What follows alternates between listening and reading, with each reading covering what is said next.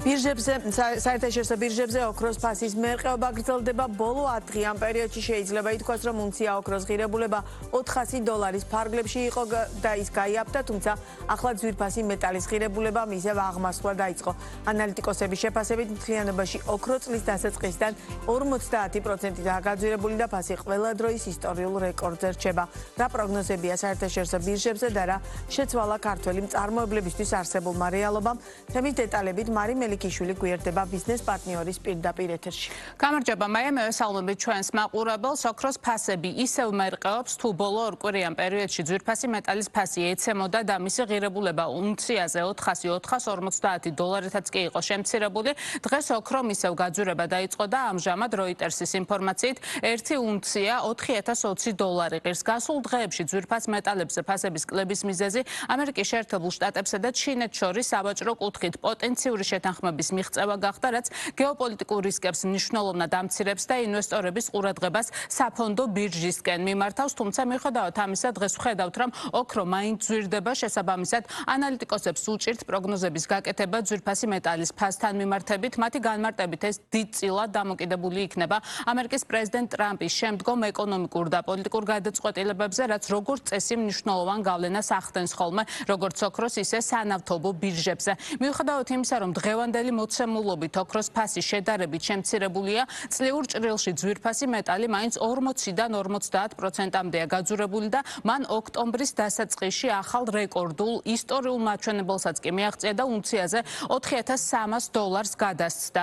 იქიდან გამომდინარე, რომ ცენტრალურ ბანკებს კვლავ აქვთ მძლავრი მოთხოვნა ოქროზე, განსაკუთრებით ჩინეთის ცენტრალურ ბანკს, რომელმაც ივლისის ჩათვლით ზედიზედ 9 თვის განმავლობაში იყიდა ოქრო, ანალიტიკოსები არ გამორიცხავენ, რომ ოქროს ფასის ამჟამინდელი შედარებით შემცირებული მაჩვენებელი დროებითი მოვლენა იყოს და ძვირფასმა მეტალმა წლის ბოლოსთვის ზრდა კვლავ განაგრძოს, რასაც ბიძგს ასევე საახალწლო პერიოდი მისცემს, რა დროსაც ოქროზე მოთხოვნა ორმაგდება ხოლმე. ზოგიერთი საინვესტიციო ბანკის მოლოდინით არ არის გამორიცხული, რომ 2026 წლისთვის ოქროს ფასი $5,000-მდეც იყოს გაზრდილი. რაც შეეხება საქართველოს, გლობალურ ბირჟებზე ოქტომბრის დასაწყისში ოქროს რეკორდულმა გაძვირებამ მნიშვნელოვანი გავლენა იქონია ქართულ მწარმოებლებზეც. მათი თქმით, ბოლო ორ თვენახევარში 1 გრამი შესასყიდი სუფთა ოქრო, როგორც ნედლეული დაახლოებით 90 ლარით გაუძვირდათ, რის გამოც ნაკეთობების გაძვირებაც მოუხდათ.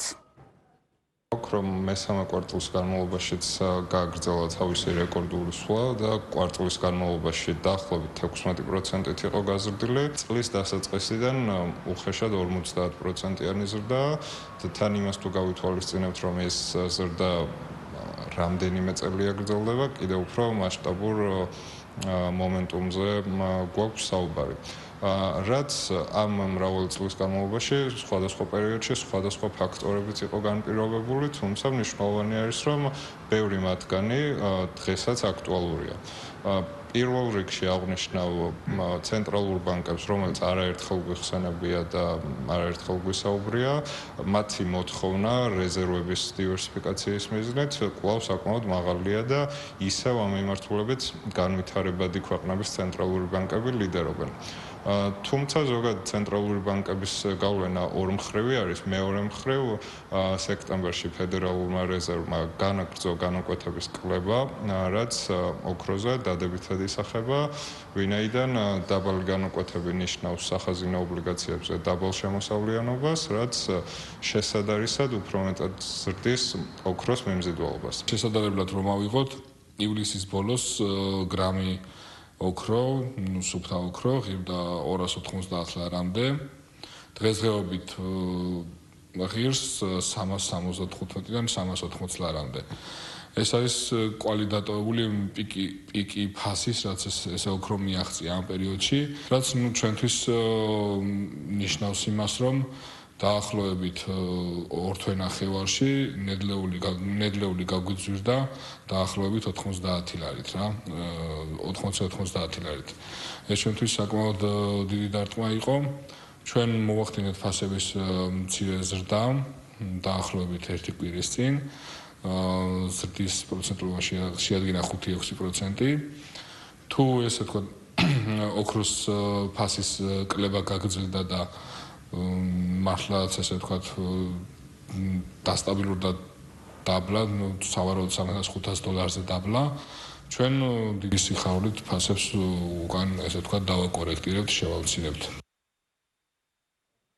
ადგილობრივ ბაზარზე ოქროს ნაკეთობებზე ფასების ზრდა ჯერჯერობით გაყიდვებზე არასახულა, როგორც დარგის წარმომადგენლები ამბობენ. ამას სეზონურობამაც შეუწყო ხელი, ვინაიდან ქორწილებისა და ნათლობების პერიოდია. გარდა ამისა, საახალწლო პერიოდი იწყება ნოემბრის ბოლოდან. შესაბამისად, ელიან, რომ ოქროზე მოთხოვნა და გაყიდვები კიდევ უფრო გაიზრდება. ოქროს ნაკეთობებზე საქართველოში არსებული მაღალი ინტერესიდან გამომდინარე, ადგილობრივი მწარმოებლები, როგორც ასორტიმენტის, ისე ქსელის გაფართოების საკითხზეც მუშაობენ. მეტიც, მაგალითად, კომპანია ზარაფხანა გაყიდვების წერტილის გახსნას ევროპულ ბაზარზე, კერძოდ საფრანგეთის დედაქალაქში გეგმავს და საკითხზე მოლაპარაკებებს უკვე აწარმოებს.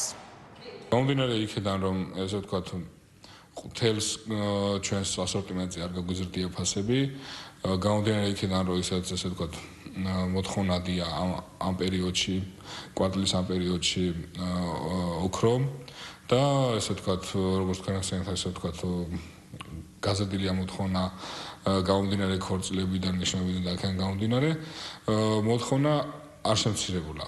ჩვენს ზრდა იმ ნაწილზე, იმ ასორტიმენტის ნაწილზე, სადაც ჩვენ ზრდა მოვახდინეთ საკმაოდ მოზომილად, ძალიან ესე ვთქვათ, დოზირებულად და ვფიქრობ, რომ ძალიან არ შევეხეთ მომხმარებლის აი ამ ესე ვთქვათ, სუსტ წერტილებს და მოხარულები ვართ, რომ ჩვენს პროდუქციაზე ესე ვთქვათ, მოთხოვნა არ შემცირდა და ველით, რომ წელიწადიან საახალწლო პერიოდში შევდივართ ნოემბრიდან და ველით, რომ მოთხოვნა შარშანდელთან შედარებით იქნება კიდევ გაზრდილი. აქვე ქართული ოქროს ექსპორტზეც მოგაწვდით მონაცემებს და გეტყვით, რომ საქსტატის თანახმად 2025 წლის იანვარ-აგვისტოში ქვეყნიდან ექსპორტზე $64 მილიონი ღირებულების ოქრო გავიდა. უნდა ითქვას, რომ მიღებული შემოსავალი 9.5%-ით გაიზარდა, რაც ექსპორტირებული ოქროს გაძვირებაზე მიუთითებს, ვინაიდან მოცულობაში ოქროს ექსპორტი შემცირებულია. მადლობა, მარი მელიქიშვილი საუბრობდა ბიზნეს პარტნიორის პირდაპირ ეთერში.